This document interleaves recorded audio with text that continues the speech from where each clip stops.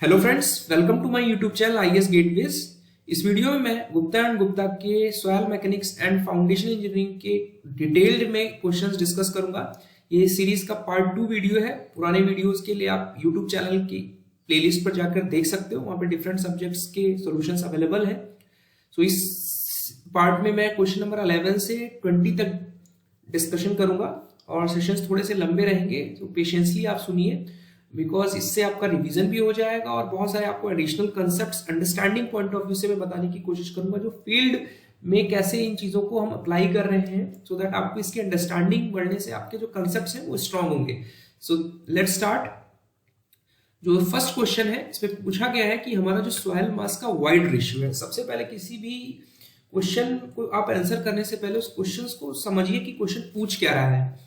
तो यहां पर पूछा जा रहा है कि जो वाइड रेशियो है सॉइल मास का, उसकी बेसिकली रेंज के बारे में हम बात कर रहे हैं। प्रीवियस वीडियो में मैंने आपको एक्सप्लेन किया था कि जो वाइड रेशियो है किसी भी सॉइल मास का, जो हमारी पोर स्पेसेस है, बेसिकली पोर स्पेसेस बेसिकली जो वाइड्स है, उस वाइड्स में हमारा एयर है या वाटर है। तो जो वाइड्स है विथ रिस्पेक्ट टू उनकी वॉल्यूम सॉलिड की वॉल्यूम से, तो वो जो रेशियो है that is known as void ratio. तो E can be represented as VV upon VS, जो कि यहां पे सिंबॉलिकली मैंने दिखाया हुआ है।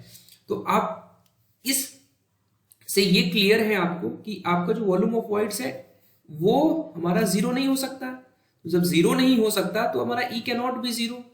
सिंपल मैथ से ये, और पहले भी एक्सप्लेन किया था, बिकॉज जो डिनोमिनेटर में यहाँ पे वॉल्यूम ऑफ सॉलिड्स के रिस्पेक्ट में हम बात कर रहे हैं, तो जो वॉल्यूम ऑफ वाइड्स है इसकी कोई अपर लिमिट आप नहीं सेट कर सकते हो। There can be any value for volume of voids, तो कोई अपर लिमिट नहीं है। तो हमारी जो वॉल्यूम ऑफ जो वाइड्स की वाइड रेशियो की जो रेंज है वो it is always greater than zero. It can not be zero, इसलिए हमने ये रेंज रखी, is always greater than zero. Because coarse grained soil में मैंने आपको ये भी बताया था कि जो वाइड साइज है, जो वाइड साइज है कोर्स ग्रेन सॉइल्स में, यानी ग्रेवल्स हो गई, सैंड्स हो गई, वहां पे जो वाइड्स यानी पोर स्पेस का जो साइज है, जो हमारे पास स्पेस अवेलेबल है, वो कोर्स ग्रेन सॉइल्स में ज्यादा होती है। ये ऑब्वियस है, ऑब्वियस रीजंस है। Is greater than wide size जो कि हमारी फाइन सॉइल्स में अवेलेबल है, लाइक क्लेज एंड सिल्ट्स। लेकिन जब वाइड रेशियो के टर्म्स में आप बात करोगे तो जो हमारा वाइड रेशियो है कोर्स ग्रेन सॉइल का, वो हमारा कम हो जाता है फाइन ग्रेन सॉइल से। ये इसमें हमारा जो प्रीडोमिनेंट फैक्टर है, इसको गवर्न करता है, वो है सरफेस एरिया कंसेप्ट। ठीक है, कि गिवन सरफेस एरिया में वाइड साइज भले ही हमारे छोटे हो, लेकिन जो नंबर ऑफ वाइड्स इतने ज्यादा होते हैं एज कंपेयर टू, तो जो हमारा टोटल वॉल्यूम ऑफ वाइड्स बनता है एक यूनिट वॉल्यूम के लिए with respect to volume of solid, वो हमारा फाइन ग्रेन सॉइल्स में ज्यादा हो जाता है। इस वजह से जो वाइड रेशियो है फाइन सॉइल्स का, वो कोर्स ग्रेन सॉइल से ज्यादा होता है। इंस्टेड की वाइड साइज हमारा फाइन ग्रेन सॉइल्स में छोटा है। तो इस कंसेप्ट को यहाँ समझने की मैंने समझाने की कोशिश की है कि यहाँ पे ग्रेवल्स है, यहाँ पे आप देख रहे हो कि ये वाइड बड़ा है, यहाँ पे हमारे जो क्ले का क्रॉस सेक्शन है उसमें जो वाइड साइज है बहुत छोटा है।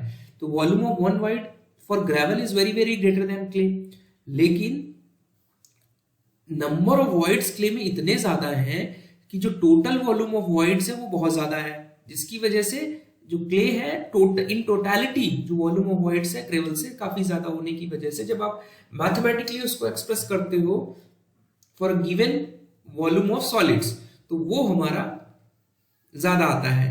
तो ये हमेशा ध्यान रखना है कि जो फाइन ग्रेन के वॉइड्स हैं वो स्मॉल साइज में होते हैं, लेकिन लार्ज नंबर में होने की वजह से given surface area, given volume of soil के लिए हमारे जो वॉल्यूम ऑफ वॉइड्स है वो ज्यादा हो जाते हैं, जिसकी वजह से जो वॉइड रेशियो है फाइन ग्रेन सॉइल्स का वो हमारा ज्यादा होता है। तो यहाँ पे जो क्वेश्चंस जो पूछा गया था, इसमें रेंज की बात की गई थी, तो मैंने आपको बताया E is always greater than zero, तो it can take any value greater than zero. So next question है हमारा कि इफ वॉल्यूम ऑफ वॉइड्स का मतलब है कि हमारा VV is equal to volume of solids in soil mass. ठीक है, ये दोनों हमारे इक्वल है, तो हमसे पूछा जा रहा है कि पोरेसिटी और हमारी वॉइड रेशियो की वैल्यूज कितनी होंगी। तो जो पोरेसिटी है ये मैंने आपको एक्सप्लेन किया था कि it is defined as the ratio of volume of void with respect to total volume of soil mass. तो अगर हम total volume of soil mass बात करें फेज डायग्राम में, तो it is V comprising volume of air, volume of water and volume of solid. ठीक है, तो वॉल्यूम ऑफ वॉइड्स हमारी ये हो गई जो कि वॉल्यूम ऑफ सॉलिड्स के बराबर है। तो टोटल वॉल्यूम ऑफ जो है वो वॉल्यूम ऑफ सॉलिड है और वॉल्यूम ऑफ वॉइड्स है। अब ये दोनों इक्वल है तो वी कैन एक्सप्रेस कि वी अपॉन 2VV, तो ये हमारा आ गया 0.5। ठीक है, मैथमेटिकली हमारा पोरेसिटी जो हो गई ये 0.5 आ गई। और जो वॉइड रेशियो है ये volume of voids to the volume of solid है, तो ये दोनों वैल्यूज जो है वो इक्वल है, तो हमारे ये न्यूमेरिकली 1 आ गया। ये आपको ध्यान रखना है कि void ratio is not expressed as percentage, ये आपको थोड़ा सा ध्यान रखना है। It is not expressed as percentage, ये हमेशा डेसिमल फॉर्म में लिखा जाता है। ठीक है, it is always expressed as decimal form.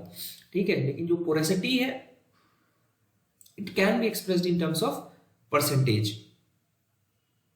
ठीक है, like it is 50%, but you can not say कि हमारी void ratio is 100% corresponding to value 1, तो ये हमारा इनअप्रोप्रिएट हो जाएगा। Void ratio is always expressed as decimal form.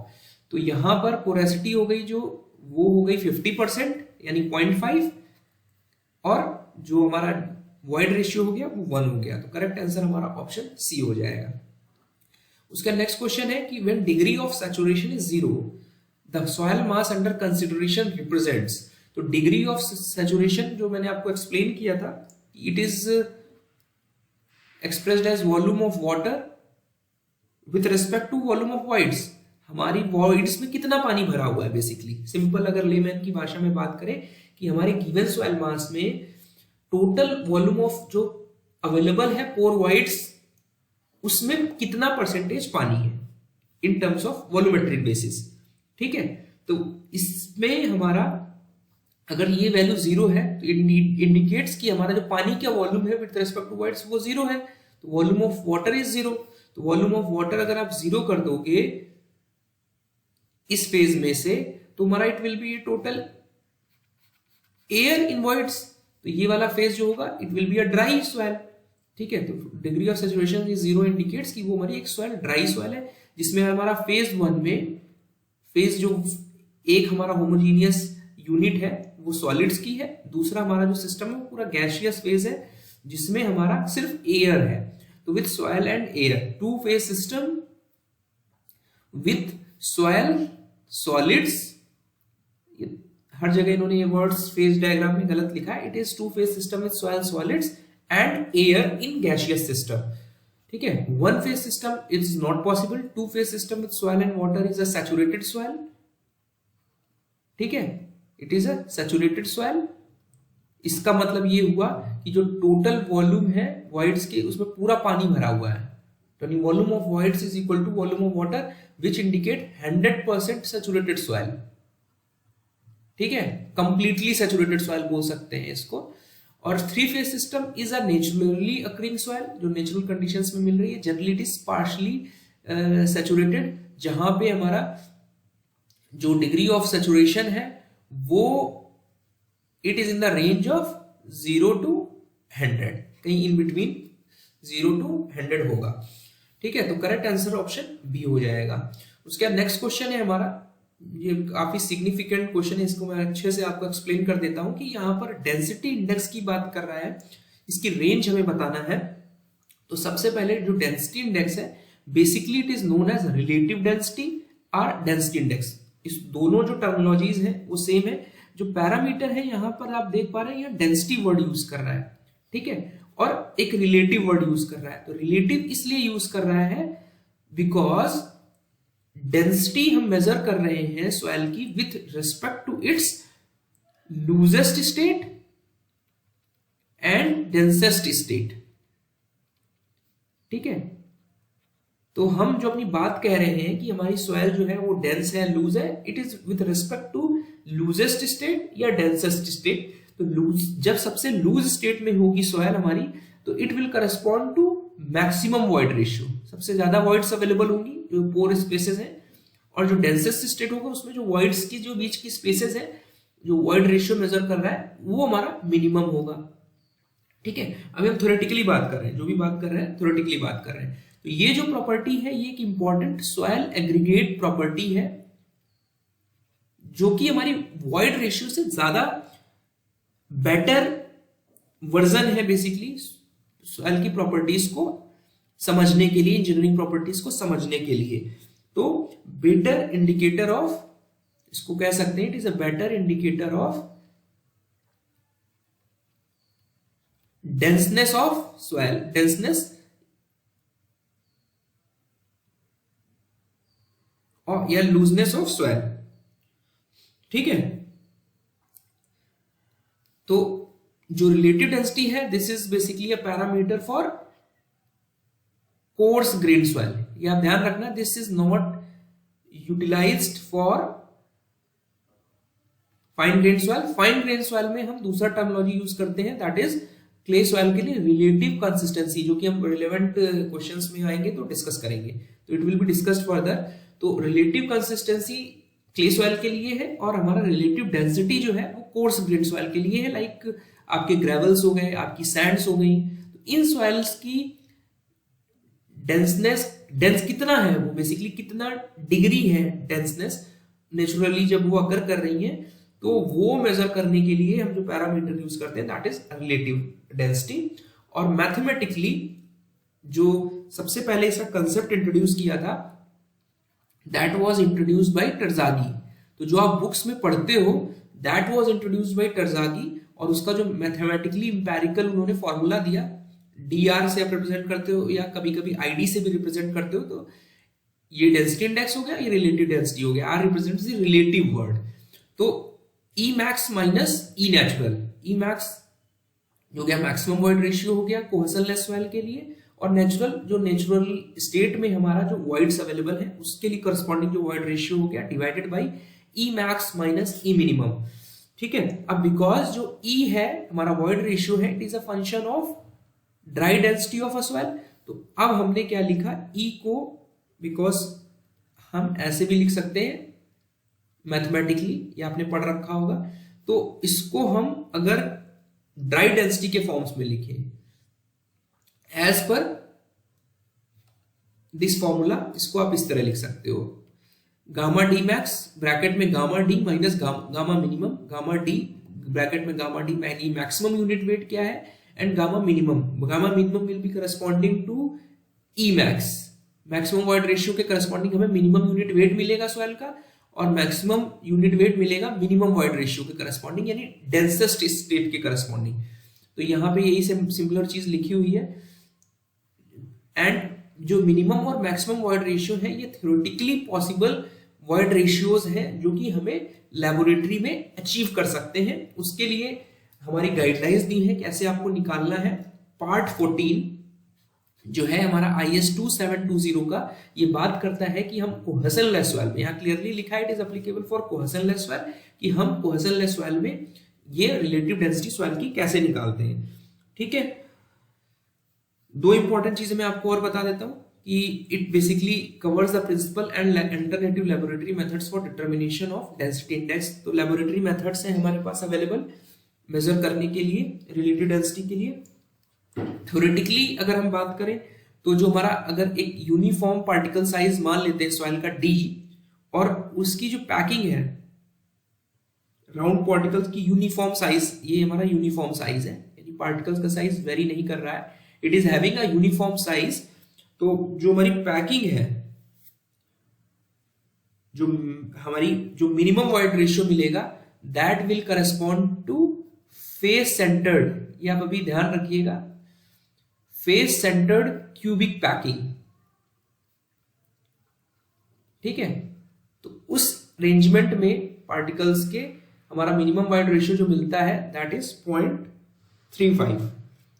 ठीक है, और जो प्लेन पैकिंग है, नॉर्मल पैकिंग में आप बात कर सकते हो जिसमें एक क्यूबिक एलिमेंट हमारा जो पार्टिकल साइज है वो इस तरह अलाइंड है, ये D साइज का, इसके करस्पॉन्डिंग हमें मैक्सिमम वॉइड रेशियो मिलेगा उस पर्टिकुलर स्टेट में सॉइल के, एंड दैट इज 0.91। तो ये वैल्यूज आप ध्यान रखोगे, मैंने आपको जस्ट बता देता हूं, and this is corresponding to simple packing of particles. तो इससे हम ये कह सकते हैं कि जो हमारा पैकिंग अरेंजमेंट है कि किसी भी गिवन सॉइल मास में कि हमारे पार्टिकल्स कैसे पैक्ड हैं, उस पर डिपेंड करता है कि हमारी सॉइल कितनी डेंस होगी और कितनी लूज होगी। अब टरज़ागी ने एक कॉम्पैक्शन क्राइटेरिया और दिया। कॉम्पैक्शन क्राइटेरिया क्या दिया, एक फैक्ट टर्मिनोलॉजी और दी, ये आपने नहीं पढ़ा होगा, मैं आपको एक्सप्लेन कर दे रहा हूं कि कॉम्पैक्शन क्राइटेरिया कि सॉइल हमारी कितनी कॉम्पैक्टेबल है या नहीं है। तो उसके लिए उन्होंने टर्म दिया that is known as compactability. ठीक है, कॉम्पैक्टेबिलिटी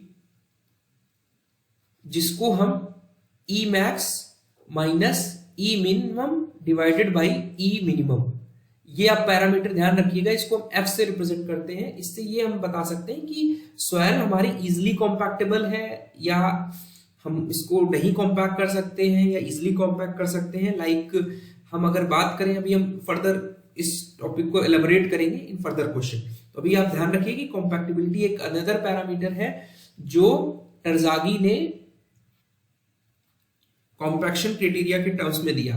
अब जो ये आपकी वॉइड जो रिलेटिव डेंसिटी की जो डेफिनेशन है, इसके हिसाब से जो आईडी है, इसको बिकॉज पोरेसिटी से भी हमारा वॉइड रेशियो कनेक्टेड है, तो आप इसको पोरेसिटी के फॉर्म में ऐसे लिख सकते हैं, एन मैक्सिमम पोरेसिटी जो नेचुरली अकरिंग पोरेसिटी है सॉइल की, 1 minus n minimum divided by n max minus n minimum 1 minus N.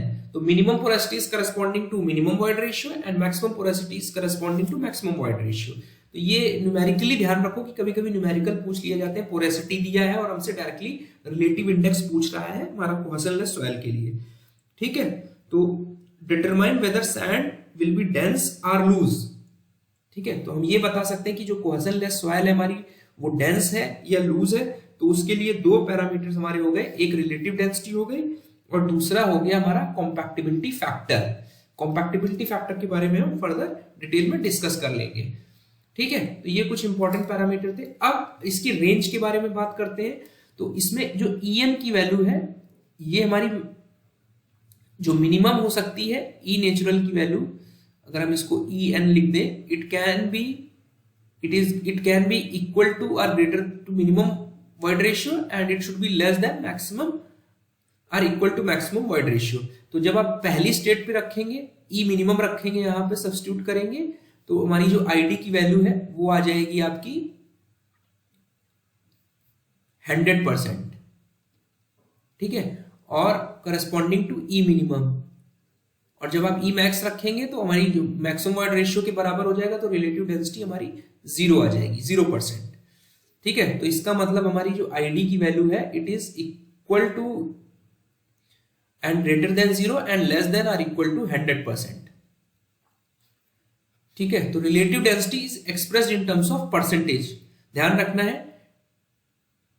कि रिलेटिव डेंसिटी जो है it is expressed in terms of percentage, it is not expressed in decimal form, it is always expressed as percentage form की because हम यहाँ पे relative terms में बात कर रहे हैं। तो अगर आप डेसिमल में लिखोगे तो it will not indicate a significant वो, लेकिन अगर आप न्यूमेरिकली इसको कन्वर्ट करके बात करना चाहते हो कि हमारा डेंसिटी इंडेक्स कितना है, तो numerically it can be written in terms of 100% means 1। तो हमारा जो मोस्ट अप्रोप्रिएट ऑप्शन हो सकता है वो ऑप्शन डी होगा।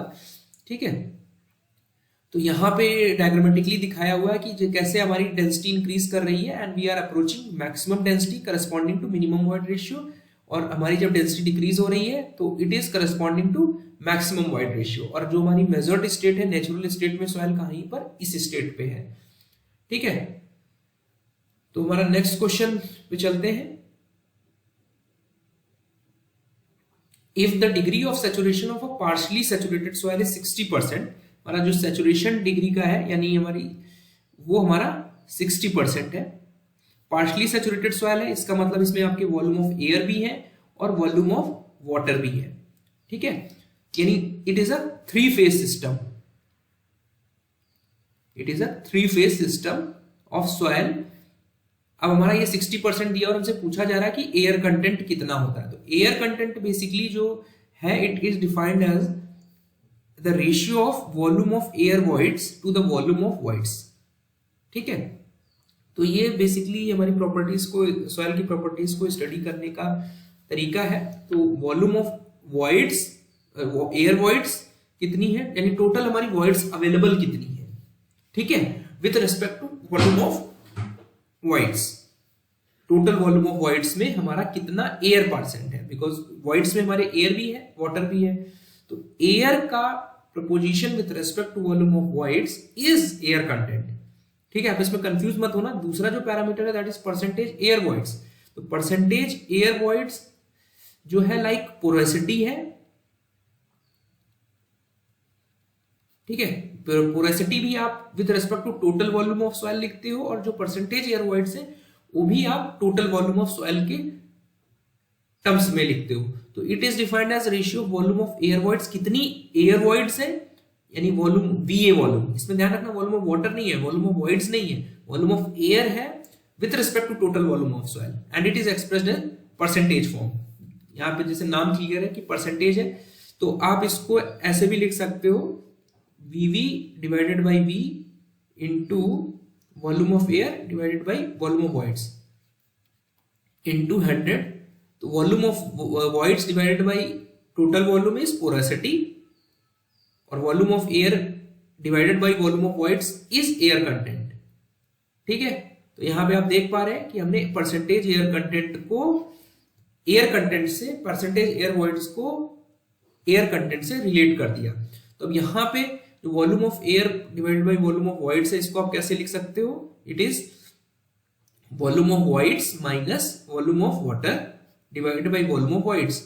तो 1 minus VW divided by VV हो गया, and volume of water with respect to volume of voids is हमारा कि सैचुरेशन हमारा कितना है। तो ये 1 माइनस S हो गया। S की वैल्यू जो है वो 60% दी हुई है, तो इट इज 0.6। तो ये हमारा 0.4 आ गया, यानी हमारे जो एयर कंटेंट है वो हमारा 40% है, ठीक है।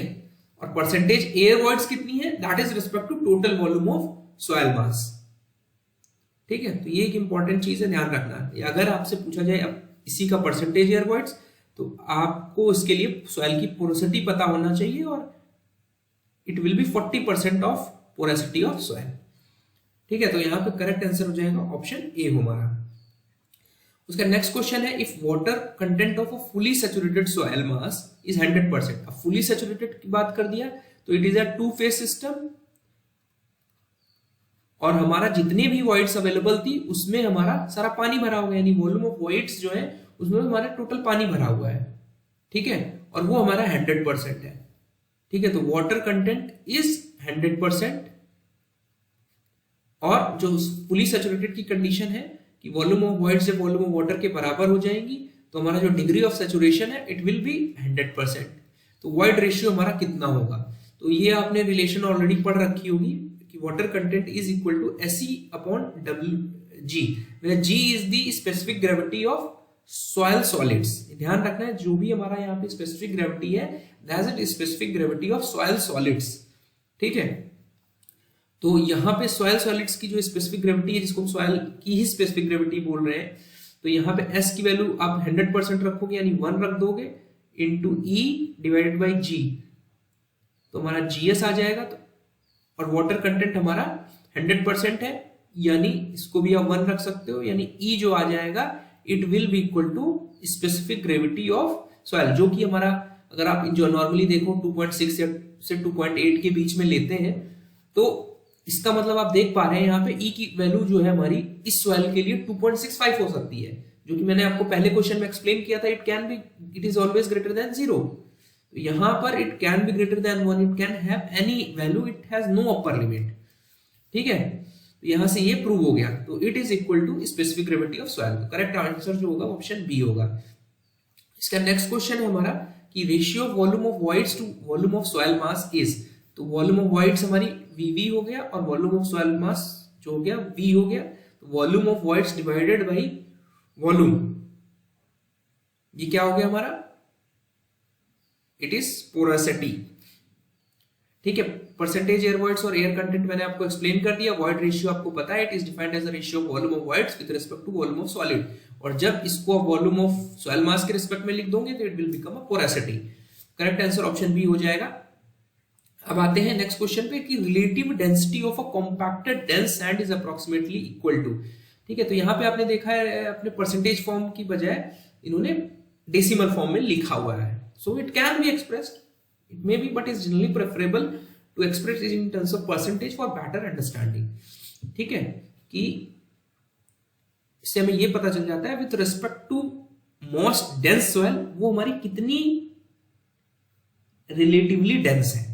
ठीक है, तो यहां पर कॉम्पैक्टेड डेंस सॉइल की बात कर रहा है, तो जो टरजागी ने क्लासिफिकेशन दिया रिलेटिव डेंसिटी के टर्म्स में, वो दिया कि 0 से 15% के बीच में अगर रिलेटिव डेंसिटी है तो सॉइल हमारी वेरी लूज स्टेट में है, 15 से 35 के बीच में है तो लूज सॉइल है, 35 से 65% है तो मीडियम सॉइल है, मीडियम कॉम्पैक्टेड सॉइल है, तो मीडियम कॉम्पैक्ट सॉइल है, ये डेंसली कॉम्पैक्टेड सॉइल है 65 से 85, और 85 से 100 जो है वो वेरी डेंस सॉइल है। और जो रिलेटिव डेंसिटी है this is related to angle of shearing resistance of cohesionless soils.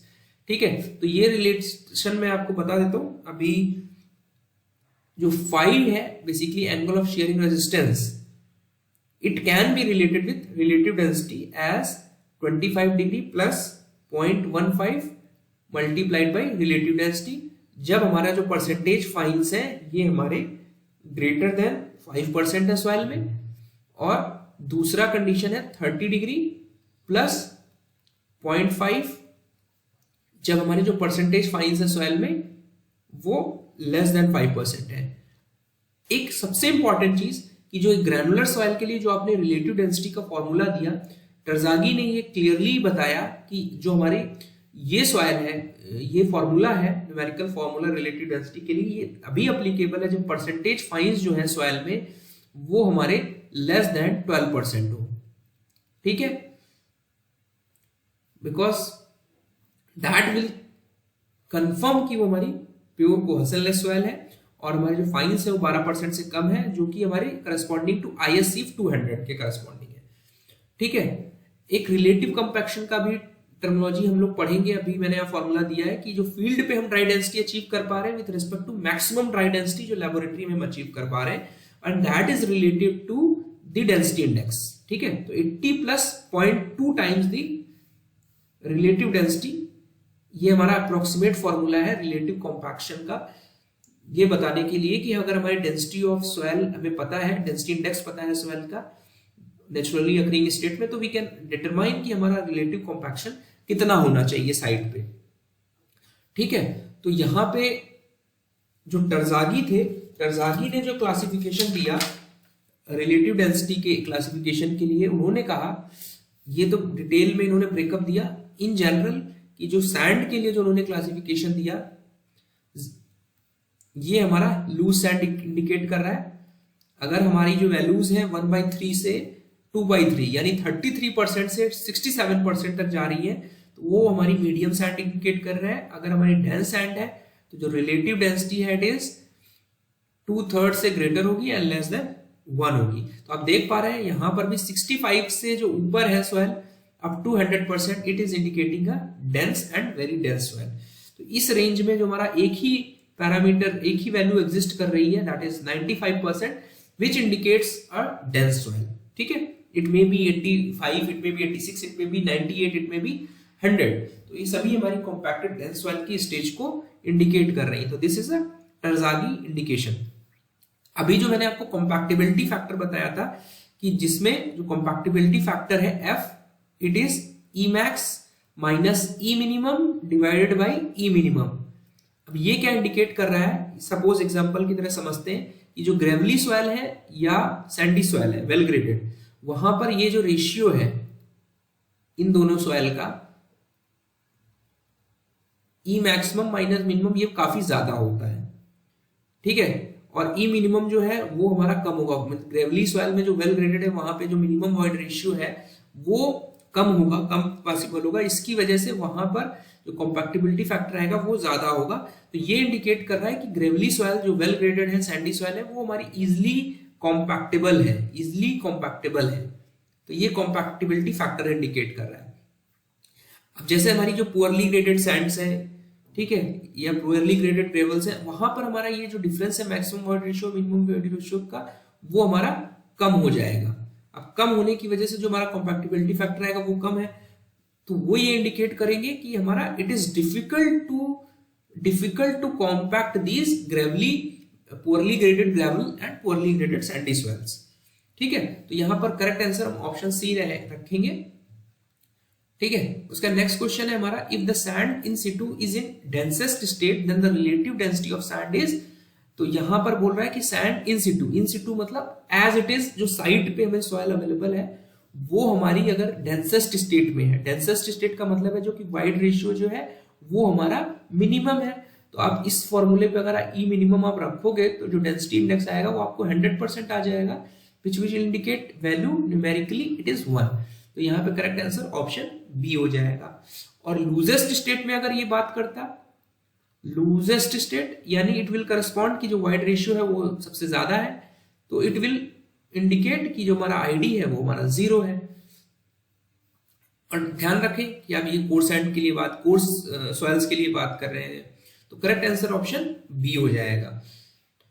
उसके बाद आते हैं नेक्स्ट क्वेश्चन पे कि इसमें पूछा गया है कि हमारा इनमें से कौन सा मेथड जो है वो मोस्ट एक्यूरेट मेथड है वाटर कंटेंट ऑफ सॉइल को डिटरमाइन करने के लिए। तो वाटर कंटेंट मैंने आपको पहले भी बताया था कि it is a quantitative measurement of वेटनेस of soil mass. ठीक है, सॉइल मास की वेटनेस का क्वांटिटेटिव मेजरमेंट जो है वो हमारा वाटर कंटेंट है, which is expressed as weight of water to the weight of solids. तो ये यहां से क्लियर है, it should be expressed as a percentage of dry soil mass. ठीक है, मतलब जो ड्राई वेट है सॉइल का उसके टर्म्स में आप लिखोगे, बिकॉज यहाँ पे वेट सॉलिड्स की बात कर रहे हैं, वेट ऑफ वाटर हमारा 0 हो जाएगा और वेट ऑफ एयर भी 0 हम अज्यूम करते हैं, तो इसका मतलब हमारा जो वाटर कंटेंट है it should be always expressed as percentage of dry soil mass, ये पहला रूल है। ठीक है, अब हमसे पूछा जा रहा है कि इनमें से कौन सा मेथड सबसे एक्यूरेट है, तो सबसे पहले ये देख लेते हैं हमारे पास मेथड्स कौन कौन से अवेलेबल है। तो इसमें हमारे पास जो हमारे मेथड्स अवेलेबल है, ओवन ड्राइंग मेथड है, सैंड मेथड है, अल्कोहल मेथड है, पाइक्नोमीटर मेथड है, कैल्शियम कार्बाइड मेथड है, रेडिएशन मेथड है, टॉर्सन बैलेंस मेथड है। अब हम आते हैं कि जो हमारे आईएस कोड के प्रोविजंस हैं उसके हिसाब से हमारे पास कौन कौन से मेथड्स अवेलेबल है। तो आईएस 2720 पार्ट 2 के अकॉर्डिंग जो मेथड्स हमारे प्रेस्क्राइब्ड हैं उसमें है हमारा ओवन ड्राइंग मेथड, जो कि स्टैंडर्ड मेथड है हमारा, जिसमें हम सॉइल मास जो वाटर कंटेंट है उसको as a percentage of oven dry weight लिखते हैं। ध्यान रखना, it is express as a percentage of oven dry weight, ये हमारा स्टैंडर्ड मेथड है और it is a laboratory method. ठीक है, विच रिक्वायर्स, एक हमें इलेक्ट्रिक ओवन चाहिए सॉइल को ड्राई करने के लिए। ठीक है, जो कि मैंने पहले भी आपको एक्सप्लेन किया था प्रीवियस वीडियोस में। सैंड बाथ मेथड भी हमारा आईएस 2720 में प्रिस्क्राइब्ड है, which is known as subsidiary method. ठीक है, ये हमारा सब्सिडरी मेथड हो गया। एल्कोहल मेथड जो है ए भी हमारा प्रिस्क्राइब्ड है आईएस 2720 पार्ट 2 में, it is also a subsidiary method. ठीक है, उसके बाद पैग्नोमीटर मेथड की बात हमारा ये कोड नहीं करता है, ध्यान रखना है। ये हमारा बेसिकली जो सैंड बाथ मेथड है ये भी हमारा फील्ड मेथड है। ठीक है, but it may be also used in laboratory. ठीक है, जो अल्कोहल मेथड है it is generally used in field laboratory. ठीक है, पैग्नोमीटर हमारा प्रिस्क्राइब नहीं है आईएस 2720 की गाइडलाइंस में।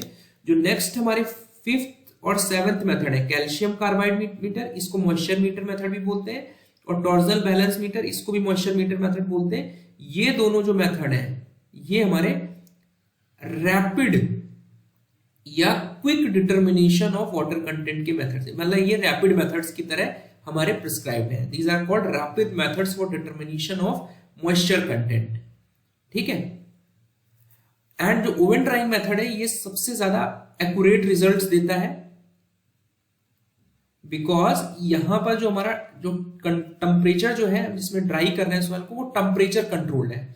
यहाँ पे जो सिचुएशन है हमारी कंट्रोल्ड स्टेज में, जब सॉइल को ड्राई कर रहे हैं, क्योंकि वो कितना हम कंट्रोल कर पा रहे हैं टेम्परेचर, उससे गवर्न है कि हमारा जो वाटर अवेलेबल है सॉइल के अंदर वो कितना है। अगर हम टेम्परेचर कंट्रोल नहीं होंगे तो हो सकता है स्ट्रक्चरल वाटर भी हमारा डैमेज हो जाए। ठीक है, तो ओवन ड्राइंग मेथड में हम कंट्रोल्ड तरीके से एक्सेप्ट स्ट्रक्चरल वाटर, जो हमारा एब्जॉर्ब वाटर है, कैपिलरी वाटर है, ग्रेविटी वाटर है, ये सारा हम ड्राई कर देते हैं। ठीक है, तो ये एक इंपॉर्टेंट चीज हो गई।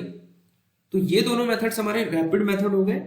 ठीक है, तो पैग्नोमीटर जो है हमारा basically oven drawing method, because laboratory में बहुत ज्यादा टाइम लेता है, 24 घंटे तक हमें सॉइल को ड्राई करना होता है, तो we have to wait the results for 24 hours. तो हमने एक बीच का रास्ता निकाला, एक आसान तरीका, पैग्नोमीटर मेथड, जिसको हम क्विक लेबोरेटरी मेथड बोलते हैं। It is a quick laboratory method जो कि हमारे IS 2720 में प्रिस्क्राइब नहीं है, ये ध्यान रखना। It is not prescribed in IS 202। और जो हमारा रेडिएशन मेथड है, it is also not prescribed. जो टॉर्जन बैलेंस मेथड है, इसमें हम इंफ्रारेड रेडिएशंस का यूज करते हैं for drawing the soil mass. ठीक है, तो ये जो मेथड्स है बहुत ज्यादा एक्यूरेट नहीं है जैसे कि हमारे ओवन ड्राइंग मेथड में है, but it gives the result very rapidly. अब इन पे डिटेल में वन बाय वन चलते हैं। तो हमारे कोड में 3 कैटेगरीज में मेथड डिस्क्राइब्ड है। Standard method is oven dried, sand bath and alcohol method is subsidy method, calcium carbide and torsional balance method are rapid methods. ठीक है, and pycnometer method is not prescribed in code, it is a quick laboratory method. अब आते हैं oven dry method में। यहां पर हमने soil को के लिए ओवन में सॉइल सैंपल लिया। ठीक है, सॉइल सैंपल लेने के बाद हमने क्या किया, सॉइल को एक कंटेनर में रखा और उसको वेट कर लिया। तो इसका वेट मान लेते हैं W2 आया और खाली का वेट W1 आया, और इसको फिर हमने ओवन में ड्राई कर लिया 105 से 110 डिग्री की रेंज में, प्लस माइनस 5 डिग्री होता है हमारा, 105 प्लस माइनस 5 डिग्री, यानी 100 से 110 डिग्री से ज्यादा टेम्परेचर नहीं करना है, अदरवाइज स्ट्रक्चरल वाटर हमारा डैमेज हो जाएगा, क्रिस्टलाइन स्ट्रक्चर सॉइल का टूट जाएगा।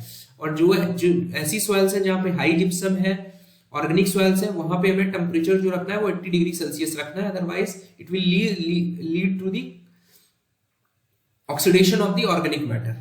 ठीक है, तो जनरली हमने स्टैंडर्ड किया कि हम 24 घंटे तक सॉइल को ड्राई करेंगे टू एंश्योर कि हमारा कंप्लीट लॉस हो जाए पानी का, एक्सेप्ट स्ट्रक्चरल वाटर।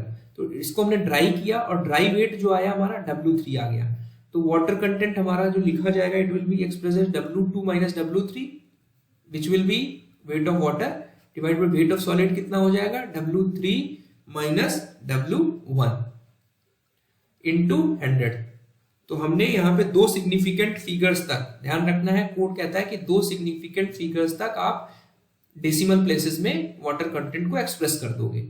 तो 2 सिग्निफिकेंट फिगर्स हो गया, and this is the most accurate laboratory method. ध्यान रखना है, it is most accurate laboratory method. बस इसमें रिक्वायरमेंट ये है कि हमें यहाँ पर इस टेम्परेचर को थर्मोस्टेटिकली कंट्रोल्ड ओवन चाहिए जो कि हम टेम्परेचर मेंटेन कर पाए। उसका नेक्स्ट मेथड है हमारा सैंड मेथड। सैंड मेथड मैंने आपको बताया सब्सिडी मेथड है, ये क्विक फील्ड मेथड है। ठीक है, बट हम इसे लेबोरेटरी में भी यूज कर सकते हैं जहां पर हमारी इलेक्ट्रिक ओवन की फैसिलिटी अवेलेबल नहीं है। बेसिकली सैंड बाथ जो है ये हमारा एक इक्विपमेंट है, जैसा कि आप देख पा रहे हैं, जो ब्लू कलर का आप देख पा रहे हैं ये सैंड बाथ है। इसमें बेसिकली क्या है, सैंड भरी हुई है, it is filled with sand and minimum we have to ensure कि 3 सेंटीमीटर हाइट में हमारी सैंड फिल्ड हो। तो इसमें सैंड फिल्ड होगी स्टैंडर्ड तरीके की, जो कि हम हीट कर रहे हैं। तो इस पे हम सॉइल डालते हैं और नीचे से कैरोसिन और लैंप से इसको हीट करते हैं। तो सैंड हीट होती है तो it will automatically heat this soil. तो यहां पर आप देख रहे हैं कि हमारा जो टेम्परेचर है वो कंट्रोल नहीं है, there is no control over temperature. इस वजह से जो हाई ऑर्गेनिक सॉइल्स हैं या सॉइल जिन सॉइल्स में जिप्सम है वो उसमें हमें ये इनएक्यूरेट रिजल्ट मिलता है क्योंकि स्ट्रक्चरल वाटर लॉस हो जाता है, क्योंकि हमें पता ही नहीं चलता। इसलिए क्या करते हैं हम सॉइल में हम एक व्हाइट पेपर मिलाकर रखते हैं, जिससे ये पता चल जाए कि हमारा जो टेम्परेचर को जानने के लिए कि ओवर हीटिंग हमारी नहीं हो रही है, वो पेपर हमारा ब्राउन हो जाएगा अगर ओवर हीटिंग हो रही होगी तो व्हाइट पेपर मिक्स करके हम सॉइल में डाल देते हैं। तो अब हमने ये जो आपका दिख रहा है, ये हमने यहाँ पे लैंप में ये हमारा सैंड बाथ है। सैंड बाथ के ऊपर हमने अपनी सॉइल रखा हुआ है, ठीक है। तो रैपिड मेथड है but less accurate and more suitable as field method, ठीक है। तो यहाँ पे लिखा भी हुआ है कि this method shall not be used if it is suspected that soil contains gypsum या ऑर्गेनिक मैटर, ठीक है। तो यहाँ पे हम सॉइल को कैसे एक्सप्रेस कर रहे हैं, it is expressed as a percentage of its dry mass. यहाँ पे ओवन ड्राई नहीं है तो ड्राई मास यूज कर रहे हैं, परसेंटेज ऑफ ड्राई मास में, और वहां यूज कर रहे हैं जहां पे हमारे पास इलेक्ट्रिक ओवन की फैसिलिटी नहीं है, सिंपली आप केरोसिन स्टोव से आप सॉइल को ड्राई कर रहे हो, ठीक है। उसके बाद नेक्स्ट मेथड है हमारा कैल्शियम कार्बाइड, जिसको मॉइस्चर मीटर मेथड भी बोल रहे हैं। तो यहाँ पे जो कैल्शियम कार्बाइड है ये केमिकल है basically which is absorbent. Absorbent का मतलब ये है कि जो पानी के कांटेक्ट में आएगा मॉइस्चर को तो it will react with it और उसको गैसियस फॉर्म में कन्वर्ट कर देगा। तो जो गैस रिलीज होती है कैल्शियम कार्बाइड जब पानी के साथ रिएक्ट करता है तो it is known as acetylene gas, ठीक है। और किसी भी गैस को आप अगर एक क्लोज्ड एनवायरनमेंट में बंद करके रखोगे तो इट विल एक्सर्ट प्रेशर। तो यहां पर यही प्रिंसिपल हम यूज करते हैं कि हम एक क्लोज्ड एनवायरनमेंट क्रिएट करते हैं with the help of a pressure vessel. हमने एक प्रेशर वेसल लिया जिसमें एक हमारा कंटेनर है, ठीक है, और हमारा उसमें एक प्रेशर गेज लगा हुआ है जो कि कैलिब्रेटेड है गैस के प्रेशर से, ठीक है, गैस के प्रेशर से कैलिब्रेटेड है। और जो यहाँ पे जो रीडिंग्स आ रही हैं वो आ रही हैं percentage of water content based on total weight of soil. Total weight of soil का मतलब है कि हमारा वेट वेट ऑफ सॉइल, क्योंकि हमने जो सॉइल ली थी वो वेट वेट ली थी, उसके रेस्पेक्ट में हमारा पानी का कंटेंट कितना है, मॉइस्चर कंटेंट कितना है वो है। तो हमने क्या लिया, जनरली इस टेस्ट में हम 6 ग्राम सॉइल लेते हैं एज पर IS 2720। इस 6 ग्राम सॉइल को वे करके, ये हमारा वेइंग इंस्ट्रूमेंट है, इसको वे करके हमने इसमें डाल दिया और फिर हमने कैल्शियम कार्बाइड CaC2, ये हमारा पाउडर फॉर्म में एब्जॉर्बेंट है ड्राई स्टेट में, ये बहुत ज्यादा पुराना नहीं होना चाहिए अदरवाइज इसकी जो एफिशिएंसी है वो लॉस हो जाती है, हमें एक्यूरेट रिजल्ट्स नहीं मिलेंगे। तो इसको हमने इसके साथ पाउडर के साथ डाला और विग्रेसली इसको एक स्टैंडर्ड प्रोसीजर के तहत इसको विग्रेसली शेक किया अप एंड डाउन करके। जो हमारा प्रेशर क्रिएट हुआ, बिकॉज जैसे ही आप ये रिएक्शन करेगा तो इस 6 ग्राम में जो पानी होगा, फ्री वाटर होगा, वो इसके साथ रिएक्ट करेगा। अब रिएक्ट करेगा तो it will generate acetylene gas. अब ये एसिटिलीन गैस जो प्रेशर एग्जिस्ट कर रही है वो डायल गेज में रीडिंग आएगी समथिंग।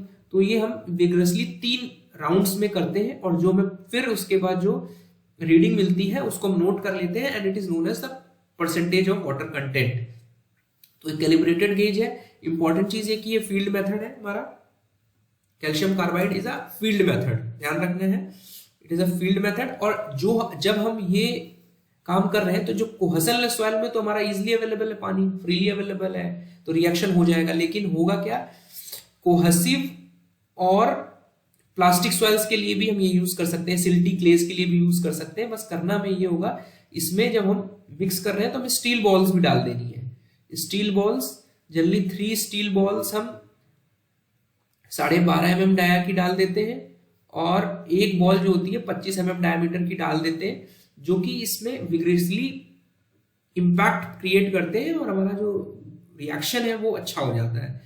6 ग्राम की जगह आप 5 ग्राम की जगह इसको 6 ग्राम लिखिए, बिकॉज IS 2720 ने 6 ग्राम्स बोला है, ठीक है। तो गेज हम डाउनवर्ड रखेंगे फिर अपवर्ड रखेंगे शेकिंग के दौरान, ठीक है। तो ये आपका 5 से 7 मिनट लगता है इस टेस्ट को परफॉर्म करने के लिए, ध्यान रखना है। And it is one of the quickest method, ठीक है, सबसे ज्यादा फास्ट मेथड है ये कैल्शियम कार्बाइड मेथड, जिससे आप वाटर कंटेंट निकाल सकते हो फील्ड पे। अब जो यहाँ पे वाटर कंटेंट आया इसको आपने मान लिया m है ये। अब it is has to be expressed in terms of dry soil mass, because ये हमारा स्टैंडर्ड गाइडलाइन है कि हमें ड्राई सॉइल मास के टर्म्स में लिखना है। तो m divided by 100 minus m multiplied by 100। तो सपोज अगर आपका 4% वाटर कंटेंट आया तो 4 divided by 100 minus 4 multiplied by 100, तो it will be given by 4 multiplied by 100 divided by 97। तो जो वैल्यू आएगी वो हमारा मॉइस्चर कंटेंट होगा with respect to dry soil mass, जो कि आपको ध्यान रखना है। हम लोग फील्ड में ये करना भूल जाते हैं, हम डायरेक्टली नोट कर लेते हैं और कहते हैं कि यही हमारा वाटर कंटेंट है, but water content should be expressed in terms of percentage weight of dry soil मास। उसका नेक्स्ट मेथड है हमारा पैक्नोमीटर मेथड। पैक्नोमीटर बेसिकली हमारी एक ग्लास की बॉटल है, फ्लास्क है, जो 900 ml कैपेसिटी की है और एक हमारा कोनिकल इस पे कप लगा हुआ है, तो कोनिकल टॉप है और इसके टॉप पे हमारा 6 mm का डायमीटर सर्कुलर होल है, जो कि हमारा इंट्रैप्ड एयर को निकालने के लिए काम आता है। और जनरली हम इस सॉइल को कोहेशनलेस सॉइल में यूज करेंगे।